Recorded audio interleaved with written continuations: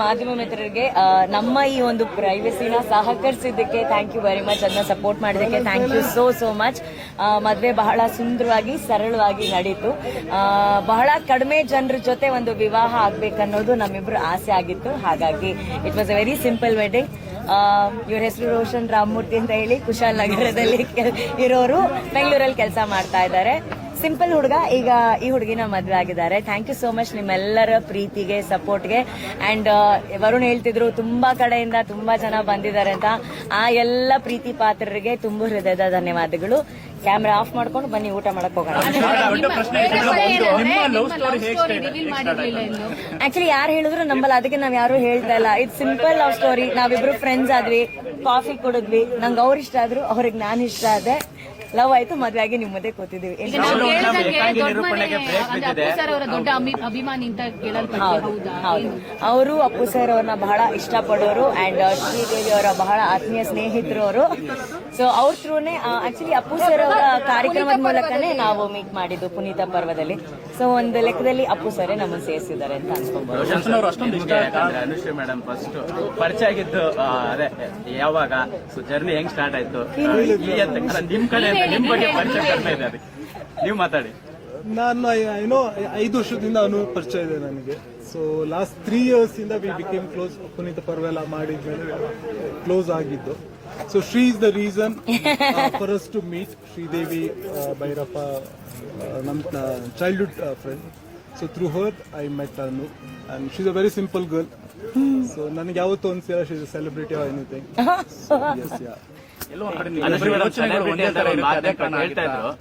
ಏನಿಲ್ಲ, ನಾನು ಚೆನ್ನಾಗಿ ಅಡಿಗೆ ಮಾಡ್ತೀನಿ, ಚೆನ್ನಾಗಿ ತಿಂತಾಳೆ. So she likes it.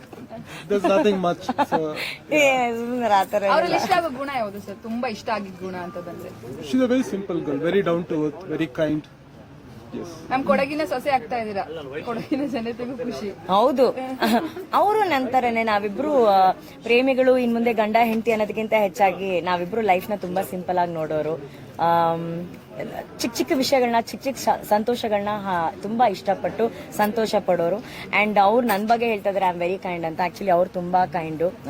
ಅವ್ರಿಗೆ ಒಂದು ಸಹಾಯ ಮನೋಭಾವ ಜಾಸ್ತಿ. ನಂಗೆ ಆ ವಿಷಯ ತುಂಬಾ ಅವ್ರ ಬಗ್ಗೆ ತುಂಬಾ ಇಷ್ಟ ಆಗಿದ್ದು. ಸೊ ಅಮ್ಮ ತುಂಬಾ ಸೆಲೆಬ್ರೇಟ್ ಮಾಡ್ತಾ ಇದ್ರು. ಅಮ್ಮ ಡ್ಯಾನ್ಸ್ ಎಲ್ಲ ಮಾಡಿದಾರೆ ನಿನ್ನೆ. ಅವ್ರು ತುಂಬಾ ಖುಷಿ. ಬಟ್ ಎಲ್ಲಾ ಸೆಲೆಬ್ರೇಷನ್, ಎಲ್ಲಾ ಸಂತೋಷನ ಒಂದು ತಟ್ಟೆಯಲ್ಲಿ ಹಾಕಿ ನಮಗಾಗಿ ಒಂದು ಜೀವನದ ಒಂದು ಮರೆಯಲಾಗದಂತ ಒಂದು ಖುಷಿನ ಕಟ್ಕೊಟ್ಟಿದ್ದು ನಮ್ಮ ಬ್ರದರು ವರುಣ್ ಅವರು. ಸೊ ಅವ್ರಿಗೆ ಎಲ್ಲಾ ಮಾಧ್ಯಮ ಮಿತ್ರರ ಮೂಲಕ thank you very much.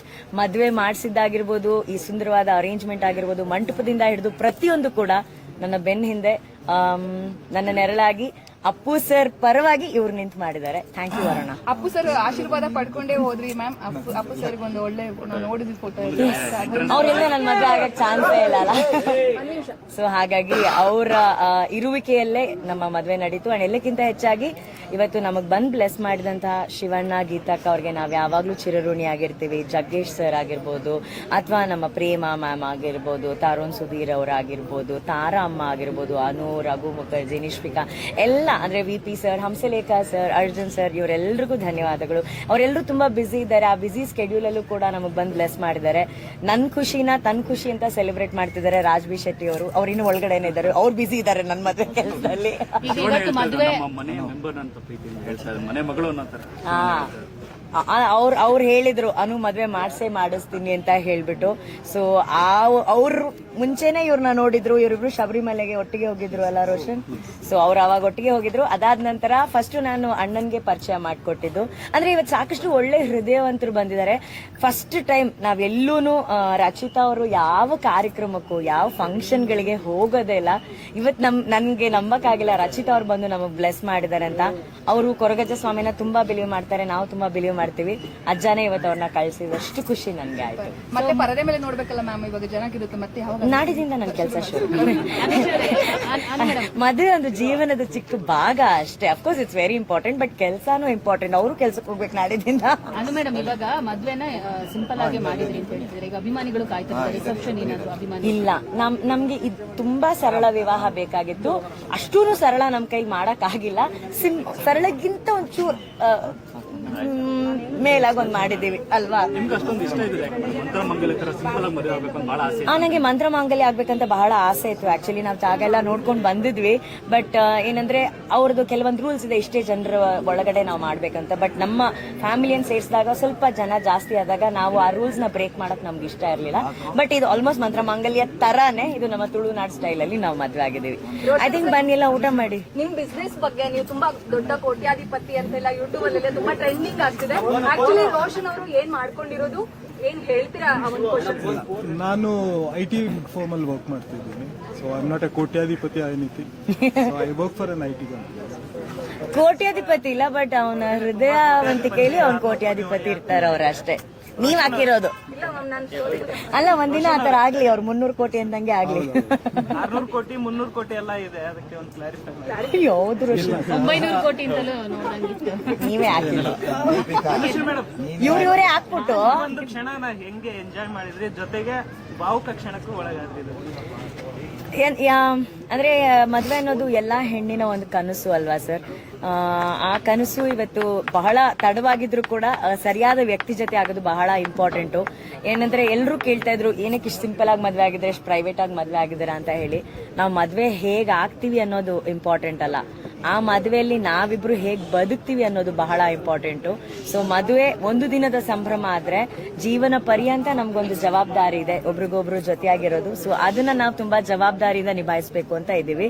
So ಅದಕ್ಕೆ ನೀವೆಲ್ಲರೂ ಬಂದು ಆಶೀರ್ವಾದ ಮಾಡೋದಕ್ಕೆ ತುಂಬಾ ಹೃದಯದ ಧನ್ಯವಾದಗಳು. ಮತ್ತೆ ವೇದಿಕೆಗಳಲ್ಲಿ ಇವೆಂಟ್ಗಳಲ್ಲಿ ನೀವೊಂದು ಭೇಟಿ ಮಾಡೋಣ, ಬನ್ನಿ ಊಟಕ್ಕೆ ಹೋಗೋಣ.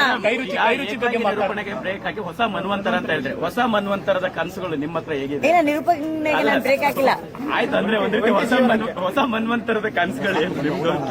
ಏನಿಲ್ಲ, ಚೆನ್ನಾಗಿ ಜೀವನ ಚೆನ್ನಾಗಿ ನಡ್ಸ್ಕೊಂಡು ಹೋಗೋಣ ಸರ್. ಅಂತ ದೊಡ್ಡ ದೊಡ್ಡ ಆಸೆಗಳು ಏನಿಲ್ಲ ನಮ್ಗೆ.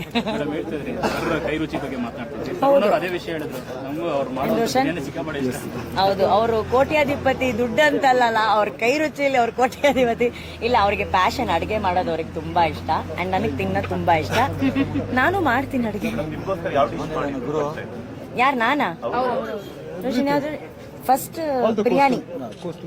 ಬಿರಿಯಾನಿ, ಫಿಶ್ ಫ್ರೈ ಎಲ್ಲ ಮಾಡ್ತಾರೆ.